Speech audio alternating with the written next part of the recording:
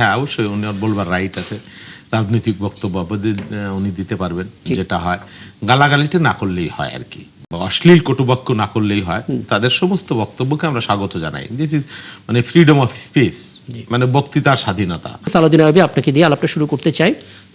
একটু আগে 11টার সংবাদ আমরা পড়ছিলাম এবং সেখানে একদম শুরুর যে প্রতিবেদনটা সেটাই ছিল ঢাকা মহানগর দক্ষিণ জামাত ইসলামের যে আয়োজনটা ছিল সেখানে, এবং সেখানে বেশ জ্বালাময়ী বক্তব্য দেখলাম জামাতের শীর্ষ নেতা যারা ছিলেন।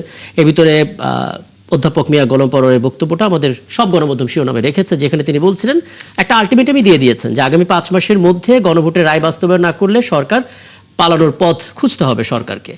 একই সঙ্গে দাবি না মানলে পল্টন থেকে আগামী 5 আগস্ট আন্দোলনের নতুন ডাক আসবে। এটা একটা কথা। গতকাল আমরা জামাত আমিরের একটা বক্তব্য শুনছিলাম যে ফ্যাসিবাদের ফটোকপি পুরোপুরি দেখা যাচ্ছে সরকারের মধ্যে। আমি আসলে সাধারণ মানুষের বক্তব্যটা একটু জানতে চাই, তাদের অনুভূতির জায়গা থেকে, যে এই সমস্ত কথাগুলো যখন আসছে আপনাদের দিক থেকে খুব সিরিয়াসলি আমরা নিব, নাকি এটা রেটরিক মেঠো রাজনৈতিক বক্তব্য হিসেবে আমরা কাউন্ট করব? আদৌ কি আলটিমেটাম কাউন্ট করবো এটা আগামী 5 মাস? ধন্যবাদ আপনাকে, ধন্যবাদ সচেতন বাবুল ভাই সহ আরেকজন আলোচক আমাদের মাঝে আছেন। সম্মানিত দর্শকবৃন্দ, সবাইকে শুভেচ্ছা জানাচ্ছি। আমরা আজকে অনেকগুলো বিষয় নিয়েই এখানে শিরোনাম দেখলাম। তার মধ্যে একটা আলোচনা হলো জুলাই মাস মানে শেষ হওয়ার পথে, শেষ হয়ে এখন আগস্ট মাস চলছে। 5ই আগস্ট পর্যন্ত খুব স্বাভাবিকভাবেই এই জুলাইয়ের আলোচনাটা খুবই প্রাসঙ্গিক হয়ে থাকবে। এই প্রাসঙ্গিকতা থেকে এই সময়ের যে প্রত্যাশা, এই সময়ের যে আকাঙ্ক্ষা, এটাকেই আমি মনে করি সবার আগে দেখা উচিত, এবং সেটাই একটা গণবান্ধব সংগঠন হিসেবে বাংলাদেশ জামাত ইসলামী দেখছে। বাংলাদেশ জামাত ইসলামী মনে করে যে বাংলাদেশের মানুষের আকাঙ্ক্ষা ছিল জুলাইয়ের যেই চিন্তাগুলোকে অ্যাকোমোডেট করার জন্য ঐক্যমত্য কমিশন গঠন হয়েছিল, সেখানে যে সিদ্ধান্তগুলো হয়েছে তার প্রেক্ষিতে যে জুলাই সনদের প্রেক্ষিতে যে গণভোট হয়েছে, সেইটাকে বাস্তবায়ন করাটাই হলো মানুষের এই সময়ে জুলাই আগস্টের যেই অনুভূতি, আকাঙ্ক্ষা, সেটা।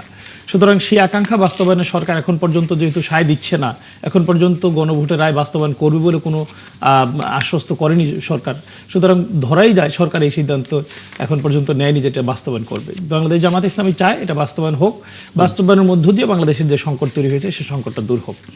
সেটার জন্য বাংলাদেশ জামাত ইসলামী শুরু থেকে বলে আসছে, আজকে নতুন না, বা আজকে যাত্রাবাড়ির ইয়েতে নতুন করে বলেননি, বরং সবসময় জামাত ইসলামী বলে আসছে যদি সরকার সেই সিদ্ধান্তে অটল থাকে যে কোনোভাবে গণভোট বাস্তবায়ন করবে না, তাহলে অবশ্যই জনগণকে সাথে নিয়ে বাংলাদেশ জামাত ইসলাম আরো কঠোরতর আন্দোলনের দিকে বাংলাদেশ জামাত এটা নাহিদ ইসলাম বলেছে যে যদি এটা বাস্তবায়ন না করে সরকার 5 বছর পূরণ করতে পারবে না। এটা নাহিদ ইসলামের বক্তব্য ছিল বটে, কিন্তু এবার ফার্স্ট টাইম আমরা দেখতে পাচ্ছি 5 মাস শব্দটি উল্লেখ করে দিয়েছেন। 5 মাসের যেহেতু ইতিমধ্যে সরকার 5 মাস পার করেছে, এটার সাথে 5 মাসের শব্দটা প্রাসঙ্গিক হয়ে যায়। আর আন্দোলন সংগ্রামে আলটিমেটামের জায়গাটা প্রত্যাশা থেকে তৈরি হয়। সরকার চায় যে দেশটা খুব সুন্দরভাবে চলুক, এইটা আমরা মনে করি। সুতরাং মনে করার জায়গাটাতে যাতে কার্যে রূপান্তরিত হয়, এটা বাংলাদেশ জামাত ইসলামী হিসেবে আমরাও প্রত্যাশা করি। সেই প্রত্যাশা থেকে এটা বলা। আর 5 মাসের যেই বক্তব্যটা, এই বক্তব্যটা এই 5 মাসের সাথে প্রাসঙ্গিক হওয়াতে হয়তো তিনি বলেছেন। এরকম কোনো সিদ্ধান্ত একাডেমিকভাবে অথবা ব্যক্তিগত বক্তব্য, এটা যেহেতু তিনি দলের মুখপাত্র, দলের মানে প্রধান ব্যক্তিদের একজন, সুতরাং তার বক্তব্যটা দলের বক্তব্য হিসেবে ধরে নেওয়াটাই আমি মনে করি সমীচীন হবে। এটা তার ব্যক্তিগত বক্তব্য হিসেবে ধরে নেওয়ার বিষয় না। আর জুলাই কেন্দ্রিক যেই ঘটনাগুলো ঘটেছিল বাংলাদেশে, তার মধ্যে অন্যতম ঘটনা ছিল যাত্রাবাড়িতে যেই খুনের ঘটনা ঘটেছে। আপনারা দেখেছেন কয়েকদিন আগে একটা রিপোর্ট বেরিয়েছে যে শুধু যাত্রাবাড়িতেই 5ই আগস্টে প্রায় 85 জনকে এখানে শহীদ করা হয়েছে। সুতরাং এই জুলাই কেন্দ্রিক যে ঘটনাগুলো বলেছে, যাত্রাবাড়ি একটা গুরুত্বপূর্ণ স্পট হওয়াতে সেখানে জুলাইয়ের ইস্যুটাকে প্রাধান্য দিয়ে কথা বলা হয়েছে। তিনি সেখানে কিন্তু শুধুমাত্র এই গণভোটের রায় বাস্তবায়ন করতে হবে এই আলটিমেটের জায়গাটাতে কথা বলেননি। এখানে চলমান যে সংকট রয়েছে বাংলাদেশে এখন, মানে আমি বলবো যে একবারে ক্রুসিয়াল ক্রাইসিস যেটা চলছে, সেটা হলো গ্যাস সংকট, বিদ্যুতের ভূতরি বিলের যে সংকট, এই সংকটগুলো নিয়েও তিনি কথা বলেছেন। এবং এগুলোর উত্তর না হলে বাংলাদেশের মানুষ আগামী 5 মাসের মধ্যে অথবা নির্দিষ্ট একটা সময়ের মধ্যে সরকারের দিক থেকে পুরোপুরি মুখ ফিরিয়ে নিবে, এইটা তিনি সেখানে বলার চেষ্টা বুঝতে পারছি। আসলে সালাউদ্দিন আইয়ুবী, আপনি যত চমৎকার করে ব্যাখ্যা করলেন, বোধহয় মানুষ এখন স্পষ্ট হলো, কিন্তু মুশকিল হচ্ছে আপনি ব্যাখ্যাটা না পেলে মানুষ হয়তো ধরেই রাখতো। কারণ তিনি স্পষ্ট করে বলেছেন আগামী 5 মাসের মধ্যে সরকার যদি গণভোটের রায় বাস্তবায়ন না করে পালানোর পথ খুঁজতে হবে। কাজে এটা যে আসলে ওই 5 মাসের সাথে মিলিয়ে 5 মাস বলা হয়েছে, বা জুলাই কেন্দ্রিক এবং সেটা যাত্রাবাড়ি সবকিছু মিলেমিশে একটা কেমিস্ট্রি তৈরি হয়েছে, তারপর সেখান থেকে বললেন এটা স্পষ্ট স্পষ্ট হলো আপনার মাধ্যমে। আমি একটু সচেতন বাবুল এই বিষয়ে আপনার মন্তব্যটা জানতে চাই। গতকাল কিন্তু জামাত আমির স্পষ্ট করে বলেছেন সরকারের মধ্যে ফ্যাসিবাদের একটা ফটোকপি হুবহু দেখা যাচ্ছে।